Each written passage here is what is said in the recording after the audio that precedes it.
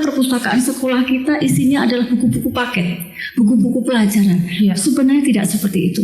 Harusnya perpustakaan sekolah berisi tentang buku-buku pendukung dari proses belajar mengajar. Kuncinya ibu, bagaimana ibu-ibu itu bisa menjadi perpustakaan pertama bagi anak putra-putrinya.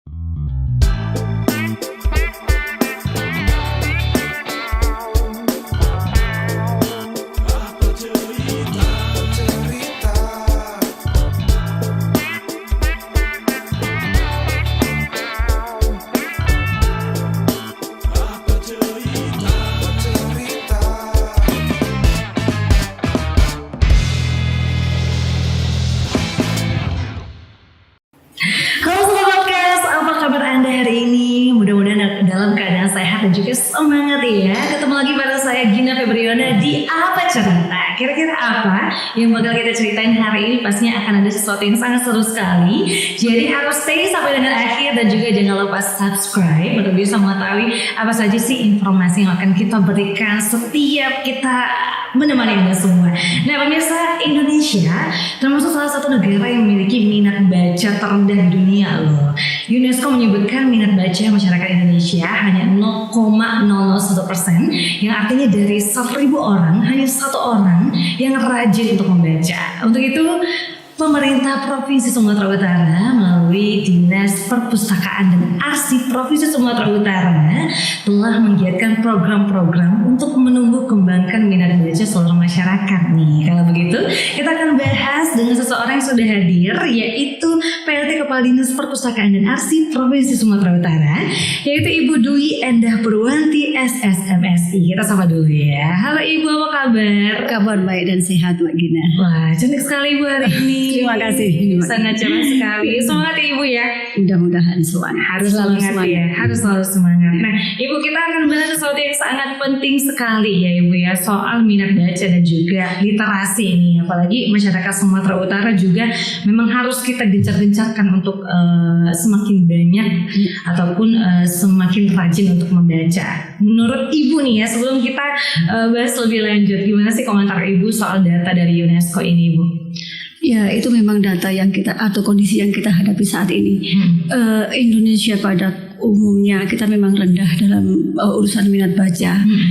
UNESCO mengatakan 1 dari 1.000 orang itu yang memiliki minat baca.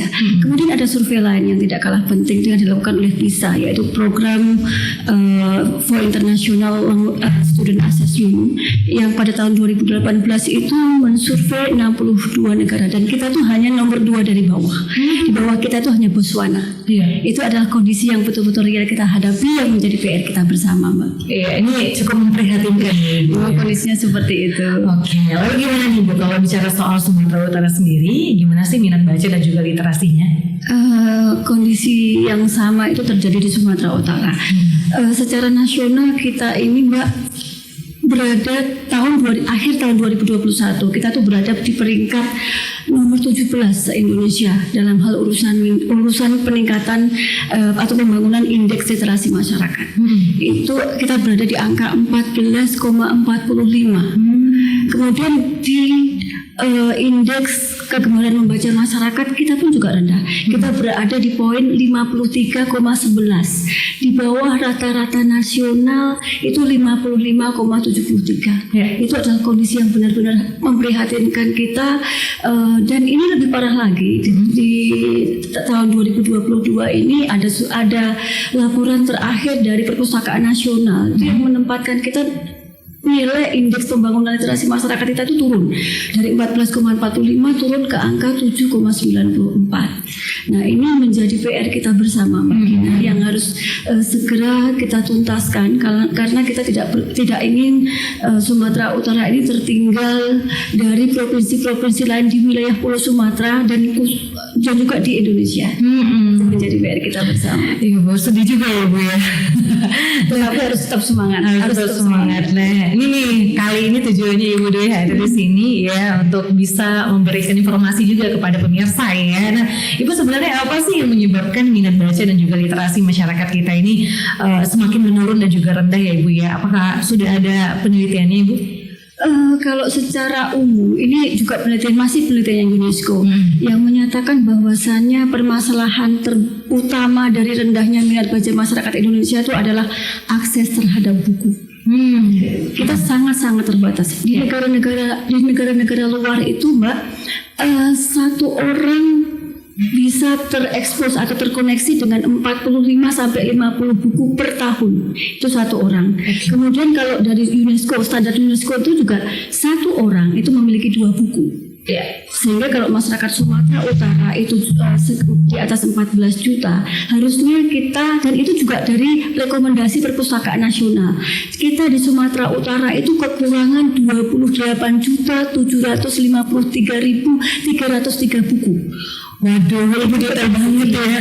Ini cukup banyak ya, Bu ya. Itu menjadi PR, kembali itu menjadi PR kita bersama. Iya, jadi penyebabnya adalah akses. Akses itu seperti apa, Bu? Akses itu artinya gini, masih banyak masyarakat kita yang baik itu di daerah pinggiran maupun daerah pelosok Sumatera Utara itu yang tidak memiliki akses terhadap buku. Iya. Ya.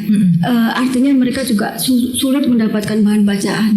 Dan itu memang real. Nggak usah kita keluar dari kota Medan ini. Mungkin kalau anak-anak kita yang ada di Belawan, kemudian anak-anak kita yang ada di daerah Sunggal yang ada atau di Tuntungan, itu aksesnya masih sangat sulit untuk mendapatkan buku-buku itu pun di sekolah mereka, karena banyak perpustakaan sekolah itu yang kemudian tidak memiliki koleksi perpustakaan, koleksi perpustakaan ya, Mbak. Karena ini menjadi semacam kesalahpahaman di pihak sekolah bahwasanya koleksi rata-rata perpustakaan sekolah kita isinya adalah buku-buku paket, buku-buku pelajaran.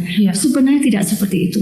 Harusnya perpustakaan sekolah berisi tentang buku-buku pendukung dari proses belajar mengajar. Nah itu kurangnya akses ya, sampai apalagi kalau misalnya masyarakat atau pemirsa yang tinggal di pelosok ya ataupun di pedesaan ya, Bu ya. Nah, apakah saya pernah dengar juga nih, Bu, ada beberapa anak-anak yang sampai nangis gitu karena dia mau minjem buku di perpustakaan, nggak boleh dibawa pulang gitu ya. Ibu pernah dengar nggak yang seperti itu? Memang karena ada, Mbak, ada beberapa sebenarnya tuh ruang-ruang perpustakaan tertentu, Mbak, itu yang memang ada istilah perpustakaan itu kan ada layanan terbuka dan ada layanan tertutup. Mungkin karena perpustakaannya itu memiliki keterbatasan koleksi sehingga yang untuk layanan umum pun diberlakukan tertutup. Tetapi kalau kami di Dinas Perpustakaan dan Arsip memang ada layanan itu berlaku untuk layanan referensi, kemudian juga layanan deposit itu sifatnya kita tertutup. Artinya buku tidak boleh dibawa pulang, hanya dibaca di tempat. Tapi kalau untuk layanan umum kita boleh saja. Oke, Bu. Apakah buku-buku sekarang kalau saya lihat ya, Bu ya, mahal-mahal banget, Bu, benar. Susah gitu belinya. Apakah karena harga buku yang mahal ya juga susah nih buat kita semua membeli buku, Bu. Jadi kurang nih untuk baca buku. Itu memang itu alasan yang lain ya, Mbak. Tapi ada akses terhadap buku. Kemudian mahalnya harga buku kita memang kita akuin itu kita mahal kalau dibandingkan dengan pendapatan masyarakat. Kemudian ada faktor lain, Mbak. Faktor lain itu adalah dari sistem pendidikan kita pun juga tidak memberikan penekanan maupun istilahnya memaksa siswa untuk membaca. Artinya kalau di negara luar itu kalau negara-negara Eropa itu rata-rata di level SD satu orang anak itu memiliki kewajiban untuk membaca 1 atau 2 buku per minggu. Tetapi kita hampir tidak ada sekolah yang menerapkan seperti itu. Kita cukup mengapresiasi kalau akhir-akhir ini banyak juga sekolah yang menerapkan jam mengajar.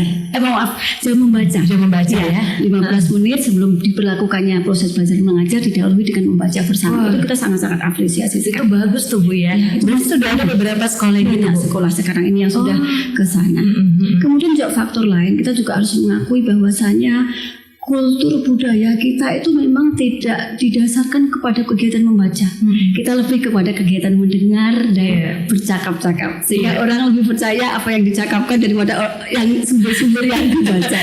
Kita akui. Padahal belum tentu benar ya, Bu, dari cakap-cakap tadi ya. Apa istilahnya hoax itu sangat berkembangnya sangat cepat di masyarakat kita, karena memang kita memiliki budaya seperti itu. Nah, itu yang harus kita dorong sehingga kita harus bisa membiasakan membaca ini sebagai budaya, sebagai lifestyle-nya masyarakat. Itu yang betul-betul harus kita upayakan bersama. Wah, ini bagus nih ya. Jadi Bu, memang harus wajib nih kita baca buku seminggu berapa buku gitu ya Bu ya. Itu memang harus kita tekankan pada diri kita. Kalau bisa dibedah gitu bukunya bareng-bareng kan keren tuh ya Bu ya. Saya juga sering lihat nih anak-anak muda ya, ataupun mahasiswa, kemudian beberapa komunitas yang memang prihatin dan juga membuat kegiatan gitu Bu untuk meningkatkan minat baca anak Indonesia gitu ya. Sampai ada yang membuat kegiatan bedah buku Bu, saya lihat beberapa. Itu menurut Ibu gimana tanggapan Ibu? Ya, memang kita cukup bersyukur ya di tengah-tengah kondisi minat baca yang seperti itu, banyak sekali anak-anak muda yang kita sebut sebagai pegiat literasi. Mereka adalah relawan literasi. Mereka bergerak tanpa menginginkan bayaran, mereka bergerak sendiri karena didasari atas keprihatinan dan keinginan untuk bisa sama-sama meningkatkan kualitas masyarakat dari sisi literasi ini. Betul, mereka melakukan kegiatan itu bahkan di lapangan-lapangan, di pojok-pojok taman mereka melakukan itu. Ada pojok baca Medan, ada gerakan Medan membaca, ada kalau di Binjai itu ada KPKC, komunitas Binjai Kota Cerdas. Kemudian ada kawan-kawan kita yang TBM yang ada di desa-desa itu. Mereka sudah tergerak, terdorong untuk menumbuhkan kesadaran di sekeliling mereka untuk mengajak, mengayu-ayukan, ayo kita sama-sama membaca. Karena hanya dengan membaca kita meningkatkan kompetensi diri kita. Betul sekali Bu. Karena sudah itu sudah digariskan. Mungkin ajaran agama apapun juga menekankan bahwasanya orang yang berilmu itu pasti derajat hidupnya itu lebih baik daripada yang tidak berilmu. Iya. Jadi itu kita sangat-sangat bersyukur dengan hadirnya relawan-relawan, dan itu sangat membantu kami Mbak. Betul. Di Dinas Perpustakaan kita juga banyak kegiatan yang bisa kita laksanakan dengan sangat-sangat efektif dan murah dengan melibatkan para pegiat literasi. Wah, ini keren banget nih, kita kasih tepuk tangan dulu dong ya Ibu ya. Untuk pegiat literasi Sumatera Utara ya. Berarti sekarang kalau Ibu lihat sudah mulai bergerak ya generasi muda kita ya Bu ya. Nah, mungkin saya mau bertanya dari Dinas Perpustakaan sendiri nih Ibu, apa sih program ataupun formula yang telah ataupun yang akan dilakukan untuk menumbuh kembangkan minat baca ini? Ya. Kalau kami dari Dinas Perpustakaan dan Arsip Provinsi Sumatera Utara Mbak, kita memang ada 2 program utama untuk dalam rangka meningkatkan literasi dan minat baca masyarakat. Itu yang pertama, kita ada program pembinaan perpustakaan. Semua jenis perpustakaan di Sumatera Utara. Berdasarkan data BPS Mbak, kita tidak kurang dari 60.000 perpustakaan di Sumatera Utara. Mulai dari perpustakaan umum, perpustakaan sekolah, perpustakaan khusus, perpustakaan rumah-rumah ibadah. Itu kita ada. Dan kita juga sekarang ini tahap demi tahap kita lakukan pembinaan terhadap perpustakaan-perpustakaan itu, terutama perpustakaan umum dan perpustakaan sekolah. Di tingkat nasional itu ada akreditasi perpustakaan. Makanya untuk tahun 2022 dan kedepannya kita akan dorong untuk akreditasi perpustakaan. Diawali juga dari dinas kami, Dinas Perpustakaan dan Arsip Provinsi Sumatera Utara. Bulan yang lalu itu kita melakukan akreditasi dan kita alhamdulillah bersyukur dari hasil sementara penilaian kita berada pada kategori A. Wah, luar biasa. Nah, inilah yang akan kita tularkan ke perpustakaan umum dan perpustakaan-perpustakaan yang ada. Karena itu merupakan salah satu indikator di dalam penentuan indeks pembangunan literasi masyarakat. Salah satunya adalah jumlah perpustakaan yang terakreditasi. Kemudian kita juga melakukan pembinaan terhadap tenaga pengelola perpustakaan. Kalau untuk tenaga pengelola itu ada standarisasinya, yaitu sertifikasi. Nah, ini sebenarnya kalau untuk sertifikasi Mbak, kita cukup ada lonjakan peningkatan. Di tahun 2021 ke bawah kita itu jumlahnya sangat terbatas. Kita tuh hanya sekitar ada 12 tenaga pengelola perpustakaan di Sumatera Utara yang terakreditasi. Dan tahun 2022 ini kita lakukan akreditasi secara gratis, yang itu dibantu oleh Perpustakaan Nasional.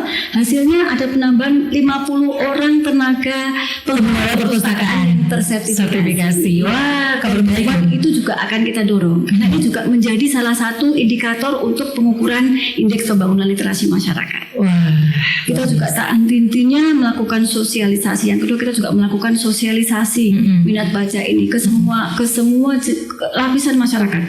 Nah, untuk ini kita dibantu ada namanya gerakan pemasyarakatan minat baca. Gerakan pemasyarakatan minat baca. Yang itu membantu kita untuk mempercepat untuk peningkatan minat baca masyarakat. Nah, untuk GPMB atau kita singkat GPMB ya, GPMB sendiri kita juga melakukan upaya untuk membuka kepengurusannya itu nggak hanya di provinsi. Tahun-tahun sebelumnya itu Mbak, GPMB itu hanya ada di Provinsi Sumatera Utara. Tetapi mulai tahun 2021 dan 2022 kita juga mendorong kabupaten kota untuk membentuk kepengurusan GPMB. Sehingga sekarang ini sudah ada Kabupaten Batubara itu sudah dibentuk GPMB, Sedang Bedage, kemudian juga Tapanuli Selatan itu sudah dibentuk GPMB. Dan ini akan segera menyusul beberapa kabupaten kota yang lain seperti Labura, Simalungun itu akan segera menyusul. Oke, gimana menurut Ibu hasil dari dilakukan gerakan ini? Ini ada perubahan? Ya, itu sangat-sangat membantu Mbak. Artinya melalui GPMB yang ada di kabupaten kota itu juga sama-sama bergerak untuk mendorong. Oke, luar biasa. Selain itu ada program apa lagi nih Bu, sosialisasinya? Selain itu, kemarin itu Mbak, kita pada tanggal 8 September 2022 ini bersamaan dengan Hari Literasi Nasional, itu kita lakukan yang kita sebut sebagai gerakan Sumut Membaca. Oh, gerakan Sumut Membaca. Itu gerakan itu kita dorong untuk semua masyarakat untuk bersama-sama. Bahkan waktu itu Bapak Gubernur Sumatera Utara beserta dengan Ibu sebagai Ketua GPMB juga bersama-sama membaca pada jam 9 sampai 9.15. Itu serentak kita lakukan sampai kepada daerah. Banyak bupati wali kota pun yang ikut membaca juga ya. Di kantor-kantor organisasi perangkat daerah baik provinsi, kabupaten, kota membaca. Di sekolah-sekolah membaca. Di beberapa universitas kita juga melakukan membaca bersama sampai kepada lapas anak. Oh iya. Kemudian beberapa pedagang di pasar pun juga ada yang juga. Oke Bu. Dalam hitungan kami sekitar 40.000 orang. 40.000? Iya, terlibat dalam gerakan Sumut Membaca tersebut. Dan kita bisa buktikan dari Twibbon kita itu terakhir didownload 37.000 orang. Wah, ini merupakan yang sangat-sangat menyadarkan kita ternyata tidak serendah itu minat baca masyarakat. Ini hanya masalah kita belum bergerak bersama-sama saja. Kemudian dan ini juga bukan berarti itu keberhasilan, tidak, tapi ini merupakan langkah awal untuk sama-sama kita menyadari bahwasanya membaca ini sangat dibutuhkan sebagai bagian dari aktivitas kita sehari-hari. Wah, luar biasa nih ya Bu ya. Mudah-mudahan ini juga menjadi langkah yang seperti Ibu bilang ya, terus menerus, jangan stop sampai yang kemarin ya. Kira-kira ada acara ataupun kegiatan dalam waktu dekat ini Bu, gerakan Sumut Membaca ini kita buat lagi gitu ya. Akan kita ikuti juga dengan gerakan-gerakan yang lain.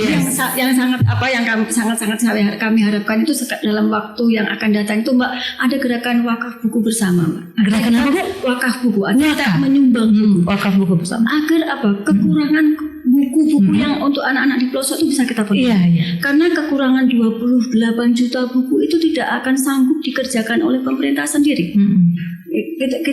Pemerintah itu memiliki keterbatasan, sehingga dalam hal itulah kita mengajak semua komponen masyarakat.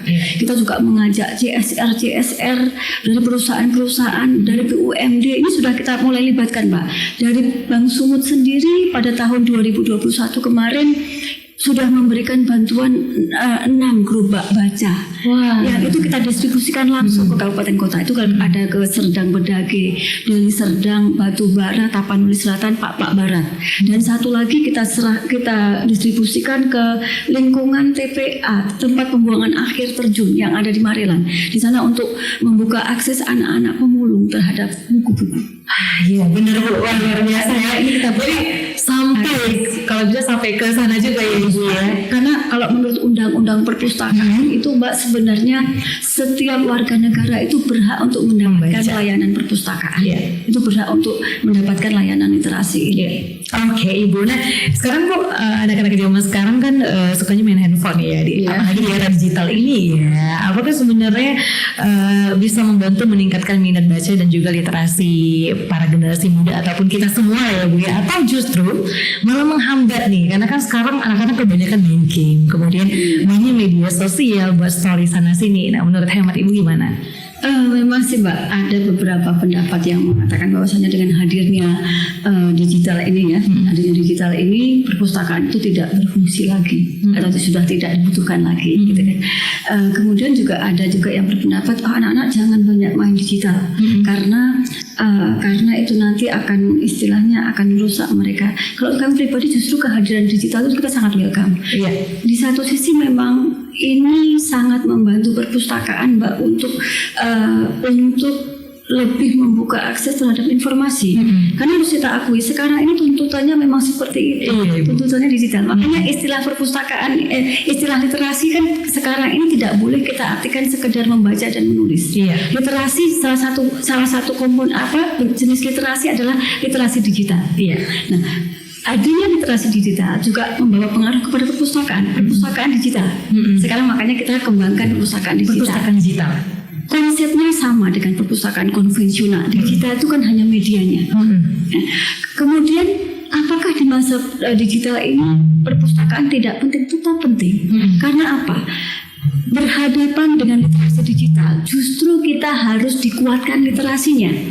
Karena penggunaan digital ini bukan semata-mata kemampuan untuk menerapkan aplikasi, tapi bagaimana orang menjadi literat, bisa memilah-milah informasi yang mereka butuhkan. Ini sangat-sangat, makanya tetap dibutuhkan. Tetap ada korelasi antara perpustakaan dengan dunia digital. Dan kami pun juga merespon itu. Sehingga kalau dinas perpustakaan itu kita ada dua jenis koleksi buku ya. Kita punya buku konvensional yang ada di dinas, dan kita juga ada buku dalam bentuk digital. Kalau di handphone kita di Play Store itu bisa di-download. Ipusda Sumut. Ini Bu, gimana di-download? Bisa di-download di Play Store ya Bu ya. Apa namanya Bu tadi? Ipusda Sumut. Ipusda Sumut ya. Jadi teman-teman ini boleh langsung download ya. Jadi bisa lebih mudah lagi, bisa baca dimanapun dan kapanpun dengan gadget kita sendiri gitu ya Ibu. Makanya jangan dilarang anak-anak untuk terkoneksi dengan internet atau dengan digital. Hanya diarahkan saja. Diarahkan dari informasi yang game itu kita akan menjadi konten-konten kreatif, menjadi buku-buku digital, jurnal-jurnal yang ilmiah. Itu kan tetap bermanfaat bagi mereka. Ini yang paling penting ya Bu ya. Jadi jangan nggak dimanfaatkan itu Jadi jangan kemudian kita alergi terus. Tidak bisa. Itu sudah menjadi tuntutan perkembangan zaman. Tuntutan perkembangan zaman. Memang kita harus menghadapi yang namanya era digital ya, 4.0 dan bahkan sekarang udah 5.0 ya Ibu. Di Jepang itu katanya sudah 7.0. Kita luar biasa. Itu betul-betul tantangan bagi kita. Oke, boleh dong kasih tips sedikit ya untuk kita secara pribadi, gimana sih cara kita untuk bisa rajin ataupun meningkatkan minat baca kita supaya kita nggak malas lagi nih Bu. Memang betul ini. Jangan-jangan nanti juga orang perpustakaan kita bicara tentang literasi bahkan pegawai perpustakaannya pun tidak membaca. Kalau itu memang harus kita biasakan. Harus kita tekankan diri kita. Istilahnya kita menambah gizi otak ya. Gizi otak kita karena di masa sekarang ini kan orang yang tidak banyak asupan informasinya, terutama dari buku-buku itu akan ketinggalan. Kalau rata-rata kami di dinas perpustakaannya kita harus tekankan diri kita untuk membaca. Bahkan kita targetkan, misalnya memang ini agak lucu Mbak, kalau di luar negeri kan kamu satu minggu satu bulan berapa buku? Kalau saya kamu satu buku berapa bulan? Itu jadi kayak harus ada kompetisinya gitu ya. Satu bulan berapa buku? Satu bulan berapa buku yang harus kita baca? Kemudian kita juga harus membiasakan mendasarkan apa yang kita, terutama ketika kita memberikan informasi itu dari sumber yang dipercaya. Hari ini memang googling itu memang menjadi salah satu solusi untuk informasi, tetapi kan itu sifatnya instan. Makanya saya bilang baca buku dengan googling itu ada perbedaannya. Istilahnya kalau kita googling itu kan kita seperti berselancar di lautan yang luas saja tapi dangkal. Tetapi kalau kita membaca buku itu di lautan yang dalam, karena beda kan karakter informasinya. Kalau buku itu dari mulai per bab itu dijelaskan secara detail dan runut. Tapi kalau googling kita hanya sifatnya memetik informasi ini. Dan itu cara kita untuk melatih diri kita. Dan yang nggak kalah pentingnya Mbak, harus mulai kita terapkan membaca ini sebagai lifestyle hidup kita. Kalau orang katanya, kalau dia itu keren ya, ketika dia memakai barang-barang branded, kita keren karena kita membaca. Iya bener ya. Jadi kerennya itu karena gitu, karena kita banyak baca, banyak ilmu.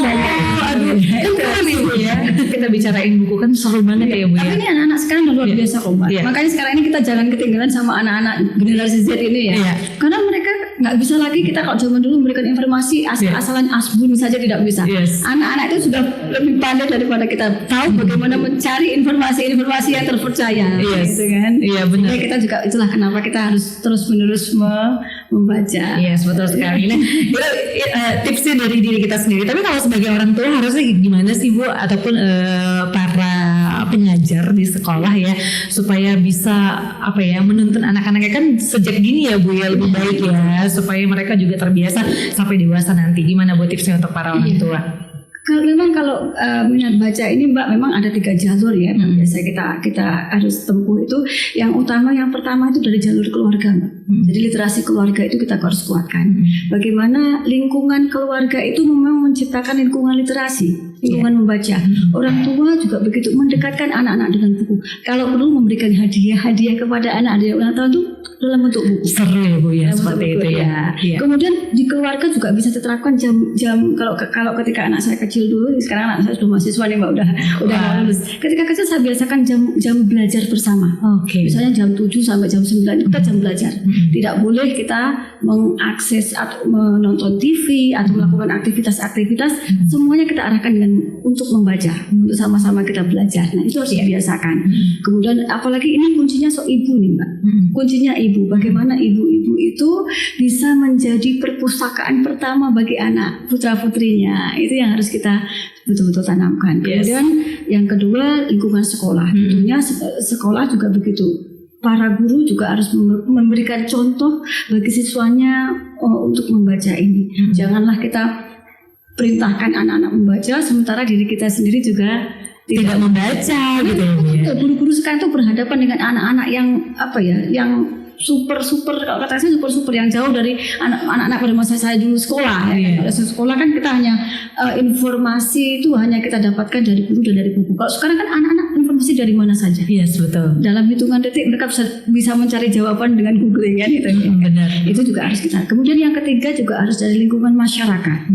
Nah, untuk lingkungan masyarakat ini kalau kami dari Dinas Perpustakaan dan Arsip itu bagaimana mendekatkan sedekat-dekatnya masyarakat itu, atau istilahnya kalau bahasa kami itu mengepung masyarakat itu dengan buku-buku. Harusnya itu yang kita lakukan. Artinya jadi di lingkungan masyarakat, mulai dari, kalau kami kan perpustakaan ya Mbak, sehingga kalau kami tekankan dari mulai desa, pemerintah terkecil desa. Bagaimana setiap desa itu one village, one library. Jadi perpustakaan desa itu kita hidupkan. Kemudian kami juga dalam rangka juga membuka akses ini Mbak, kita mendekatkan masyarakat dengan buku ini. Kita juga ada program yang ini kegiatan yang itu menjadi salah satu kegiatan prioritas Provinsi Sumatera Utara. Kegiatan apa tuh Bu? Yaitu pembangunan pojok baca. Pembangunan pojok baca. Oke. Itu tadi yang ada Ibu bilang ya, ada pojok baca. Di mana aja Bu itu?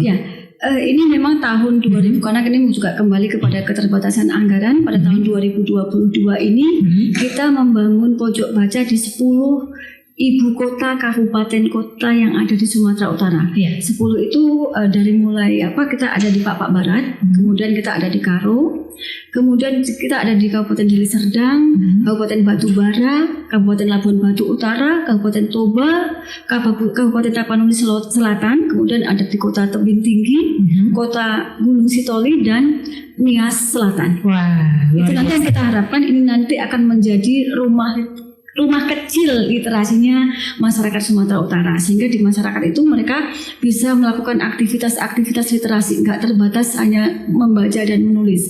Mereka juga bisa di sana kita digunakan, bahkan kita akan kerjasama dengan Dinas Pemberdayaan Perempuan dan Anak menjadi pusat informasi anak. Kemudian kita juga bisa kembangkan menjadi pusat untuk diskusi-diskusi budaya. Nah, itu yang kita harapkan dari hadirnya pojok-pojok baca itu, yang pada intinya itu menjadi rumahnya masyarakat untuk berliterasi sedekat Wah, luar biasa. Terima kasih loh Bu, sudah ada pojok baca ini ya.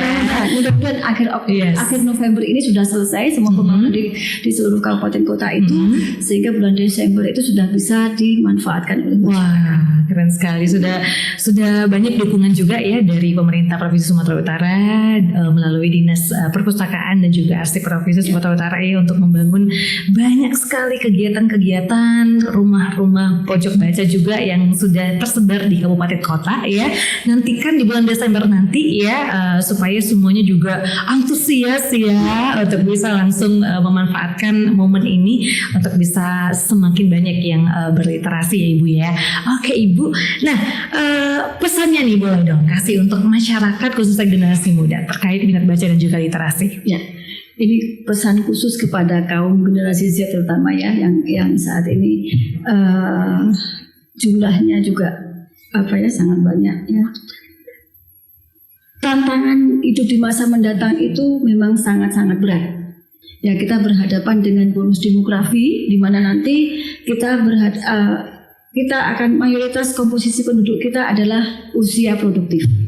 Kemudian kita juga berhadapan dengan disrupsi teknologi 4.0 yang 5.0 dan seterusnya, yang itu menjadikan fungsi-fungsi manusia ini akan sebagian digantikan oleh mesin-mesin.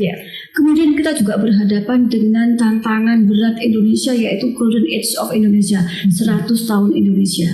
Nah, dalam kondisi seperti itu kaum muda dituntut untuk memiliki kompetensi yang tinggi. 2045 itu di mana di 2045 itu kita berharap tujuan dari nasional Indonesia itu sudah tercapai, yaitu memajukan kesejahteraan umum, mencerdaskan kehidupan bangsa dan menjadikan Indonesia negara yang sejajar dari negara-negara yang ada di dunia. Ini harapan kita, itu kan menjadi PR-nya Indonesia yang harus kita wujudkan di 100 tahun nanti.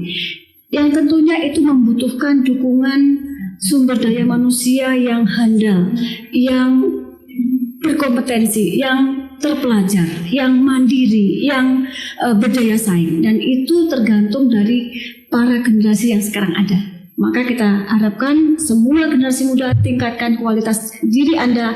Salah satunya adalah dengan berliterasi, dengan membaca, dengan menulis. Kemudian kita juga masih ada literasi-literasi yang lain, Mbak. Baca tulis itu baru literasi dasar. Kita ada literasi sains, kita ada literasi numeral, kita ada literasi finansial, kita ada literasi digital, dan kemudian tidak kalah penting adalah literasi sosial dan budaya. Ini harus menjadi kompetensinya kaum muda saat ini yang mulai kita persiapkan sekarang. Oke, baik, luar biasa pembahasan kita. Mau kalau bahas soal minat baca dan literasi ini kayaknya gak bisa sebentar waktunya ya, harus panjang gitu ya. Namun gak terasa nih udah di penghujung ya. Terima kasih Ibu Dwi Enda Purwanti SSMSI sudah hadir menemani kita di sini. Mudah-mudahan hari ini yang Ibu bicarakan menjadi motivasi untuk kita semua untuk semakin jatuh cinta untuk membaca ya. Ya, seru sekali. Dan kali ini kita mau ngajak games dulu ya. Kita mengajak Ibu Dwi untuk main games ya. Gamesnya gampang loh Bu ya. Mudah-mudahan bisa. Jadi saya akan sebutkan satu kata. Nanti Ibu bakal sebutkan satu kata spontan juga dari kata terkait yang saya bilang ya Ibu ya. Oke, siap Ibu. Jangan siap. Gak susah kok ya. Oke. Minat baca. Oke. Lalu literasi. Maju. Perpustakaan jaya. Suluk bermartabat. Tepuk tangan untuk Ibu Dwi. Luar biasa. Terima kasih untuk Sobat Podcast Apa Cerita yang sudah mendengarkan kita pada hari ini ya. Dan tetap terus saksikan Podcast Apa Cerita untuk bisa bertemu dengan bintang tamu yang sangat luar biasa dengan informasi menarik lainnya. Terima kasih, saya Gina Febriana undur diri. Boleh saya memberikan salam khusus dari literasi? Oh boleh, silakan. Literasi kita, salam literasi. Ayo membaca, ayo membaca. Semakin dekat, semakin cerdas. Semakin dekat, semakin cerdas. Terima kasih Bu Dwi. Saya Gina